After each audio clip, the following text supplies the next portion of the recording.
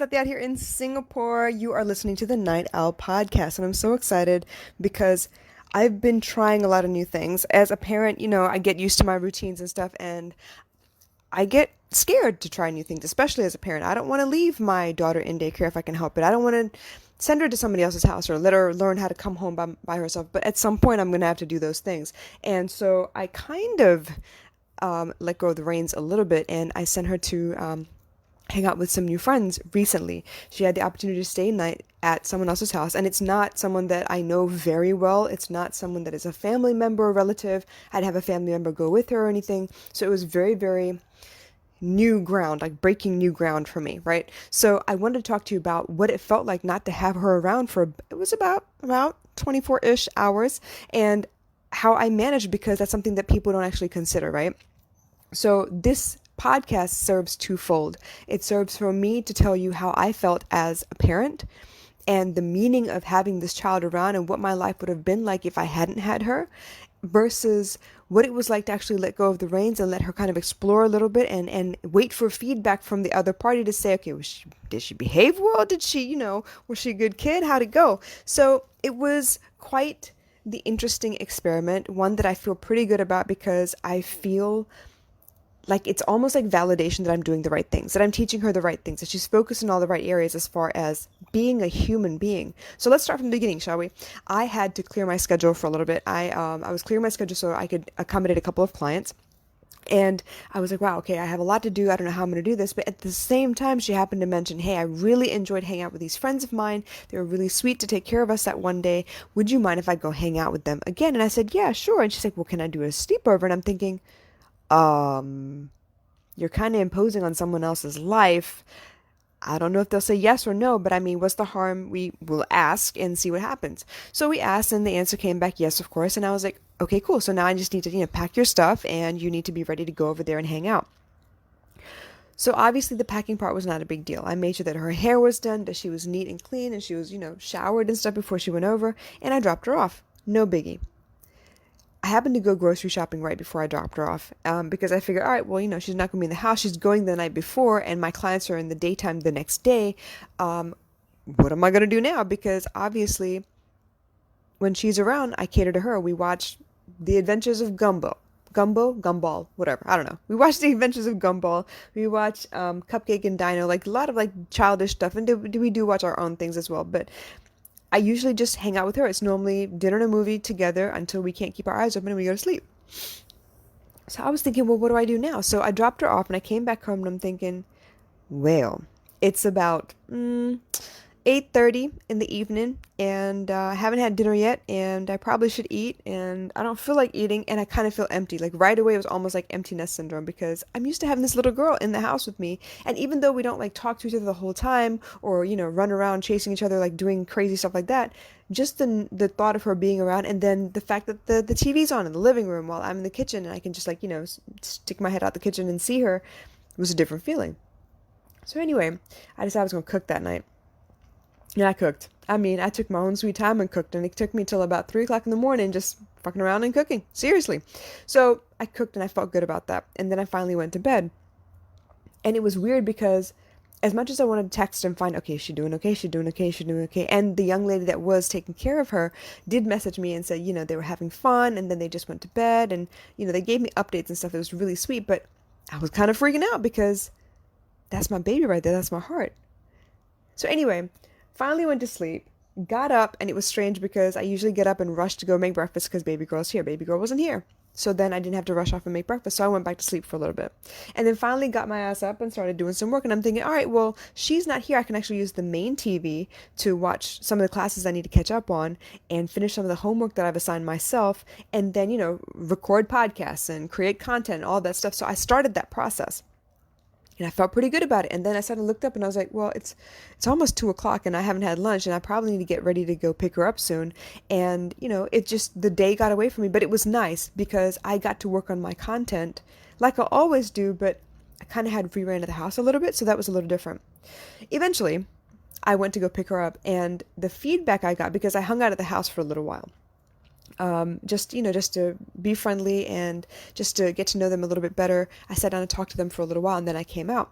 And when I spoke to them, they were like, you know what? I'm really impressed. She's really well behaved. And she ate all of her vegetables. She was very particular about what she ate and what she didn't eat. Not saying that she was a fussy eater, but she didn't eat a lot of the fried food.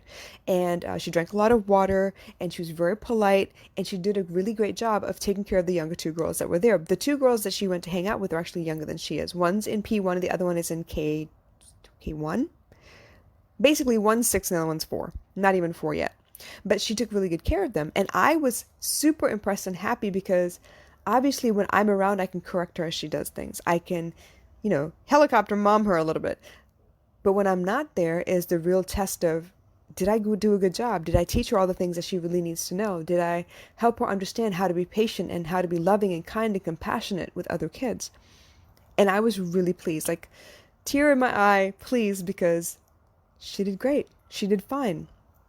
She was loving and nurturing. She was inclusive.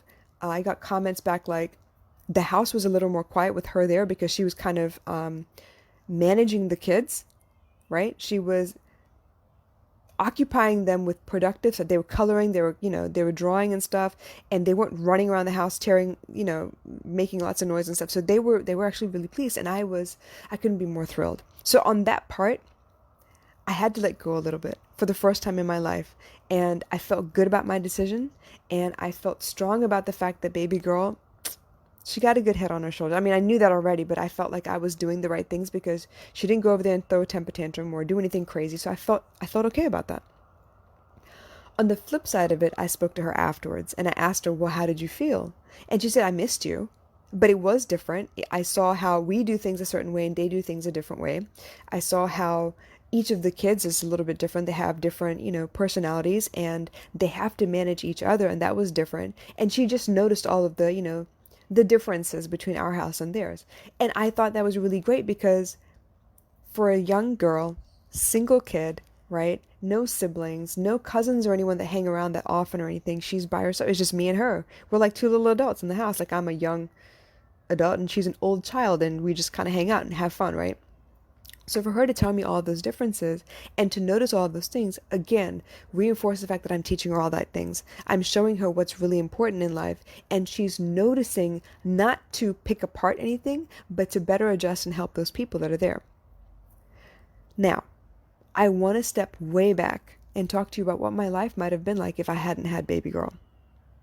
To be very honest, I'm pretty sure I'd still be stuck in a rut.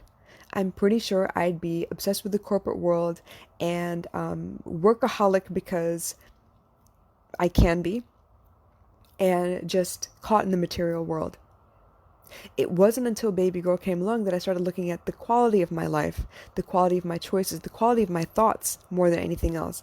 And to be plain, right now I'm recording this episode because I need to remind myself of what it is that I'm fighting for. I built this business as a reminder to her that you can find the silver lining in everything. You can spark hope in the darkest of places. You can conquer everything with love. Because I want to be eternal for her. I want to be right there in her ear whenever she needs me. And I think it's really important that I continue this work. But if I hadn't had her, chances are I'd be doing what everyone else is doing. Living the same life that everyone else is living. Go out and party, have friends over, go out and see friends, spend money everywhere like water, and not really build much of anything. Not really take care of my body, not really take care of my mind. Hang out with whoever wants to hang out with me because, I like company, I like being important. And I wouldn't really take care of my space.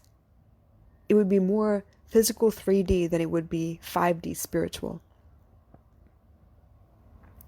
So once again, I want to show you the reason I put down the briefcase and the heels and the power suits and picked up sweatpants. Well, okay, obviously because it's comfortable, but sweatpants, a pen and paper, headphones, and a microphone is because I want to build. I want to share. I want to teach. I want quality. And that's basically where it's at for me. All right, you guys, I hope you enjoyed this episode. Please send me comments if you have any comments or questions or concerns in the comments below, and I will get to them as soon as I can. But in the meantime, go out and live your best life. Go build something you can look back on. I guarantee it'll be a great decision for you. I love you guys. I'll catch you later. Bye.